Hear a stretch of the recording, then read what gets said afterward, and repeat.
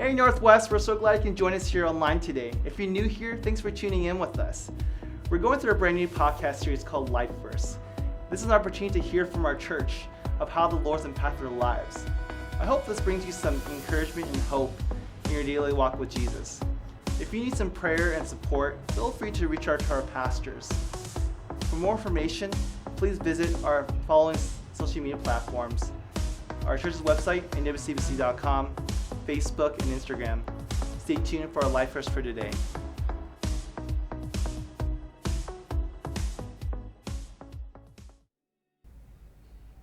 Hi everyone, welcome to Northwest Life Verse. My name is Debbie, and I will be sharing my life verse with you today. When I think of a life verse, I think of Romans 8:28, and I will read that for you. It is, "And we know that God causes all things to work together for good to those who love God, to those who are called according to his purpose." And that verse has stuck with me so many times and has given me hope throughout high school and through most of my years in college and on. And so that also leads me to a second verse. I get two verses, which is Proverbs 19:21. And that one reads, "Many are the plans in a person's heart, but it's the Lord's purpose that prevails." And that verse has rang true for me for the past 5 years. 5 years ago, Steve and I started our journey as a family in a different chapter. We decided that we were going to foster a child. At that time in Arizona, there were 21,000 children in foster care. And Steve and I felt led to foster a child. And so we took the 6 weeks of classes to get licensed to foster. We had to do a home study. We had to have a home inspection. There was definitely a lot of paperwork. And in my heart, as we kept on doing this process, my hope in my heart was to get a newborn, to foster a newborn, and possibly adopt this newborn. And so we got many calls from our agency right after we were licensed, and our agency called and said, "We have a newborn for you. Would you like to take her in?" And of course we said yes. I got things prepared, and a few hours later our agency called and said, "Oh, she went to another family." A couple weeks went by and we got several more calls for a newborn placement, but that was not in God's plan. Every time the newborn got placed with a different family. And so my heart was a little discouraged. And then a couple weeks later, CPS called us directly with a 2-year-old.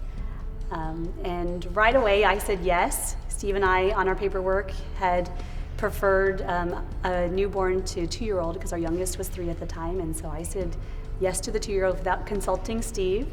And so when an hour and a half later, after we said yes, a lady pulled up in a van with the 27-month-old little girl who wasn't so little. She was 37 pounds as a 27-month-old, and she was bigger than our youngest daughter, which we didn't have any clothes for her at the time. And she was sleeping. They brought her in later on the couch, and right when she woke up, she was like a little tornado through our house. She tore through our house, ate things that weren't supposed to be eaten, was throwing food on the floor. She came in also nonverbal, so the lack of communication was difficult as well. And I remember the first night that we were all in her room trying to gather everyone together for devotion. She climbed up on her bed frame and was about to jump on our 5-year-old son at the time.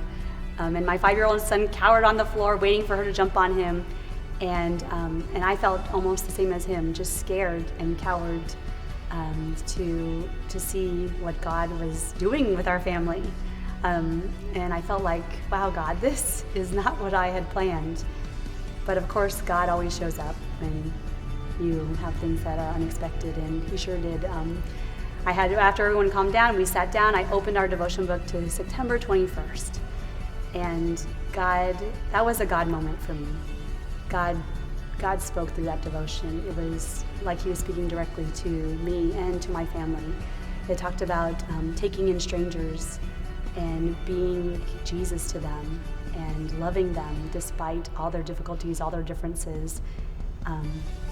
And so that night, I knew that God, without a doubt, had planned for this little girl to be in our family. And that didn't make the next days or the next weeks easy for us, but in my heart, I knew that God was speaking to us. And so I go back to that verse that we can plan things in our heart, but it's the Lord's purpose that prevailed. And from that fostering stage in our life, I know my faith grew in God.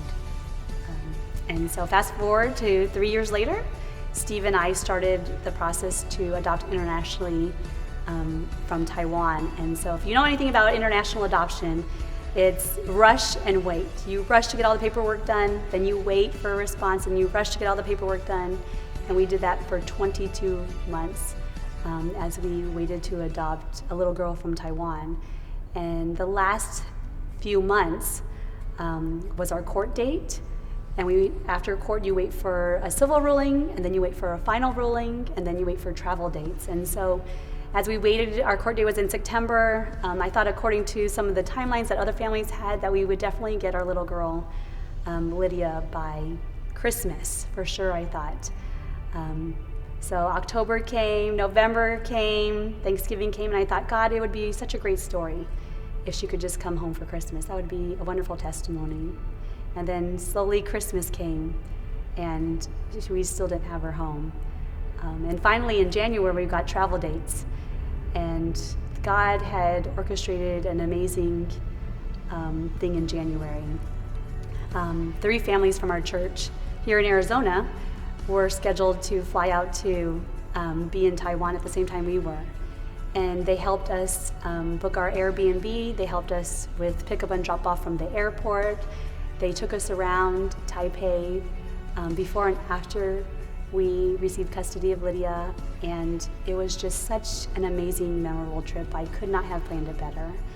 And I'm always reminded that God's ways are not our ways, and His ways are higher than us. And so I would have never thought that God would have made an amazing journey after Thanksgiving and after Christmas, but He did. And I know that He is faithful.